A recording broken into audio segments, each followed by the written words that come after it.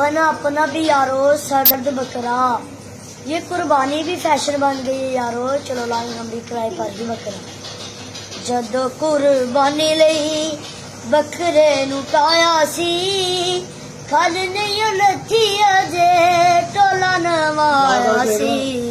5-7 साल मेरे नाल कर वालियां, 3-4 मेरियां जाफी सन सालियां। ते आके मेहमाना साडा कीता बुरा हाल सी, 30-40 नाल जेड़े बाल ले आए सी। ते फजरे ही दुध जेड़ा मैं मंगवाया सी, चुक के ते उन्हां सारा फीटरां च पाया सी। ते कहने लगे भाईजान गल सुनो आके, दुध साडे बालां नूं दे मंगवा के। ते 4 डाले बोतलां दे हट्टी तो मंगाए सी, हजे भी परौणियां नूं पूरे नहीं आए सी।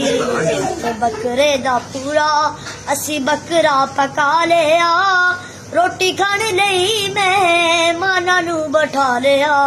ते पहली सट्टे उन्हां सारा सालन मकाया सी, रोटियां ले आओ भाईजान रौला उन्हां पाया सी। ते उन्हां मेरी सदके आखेआ जनानी नूं, ए भी कोई बकरा है रोव कुर्बानी नूं।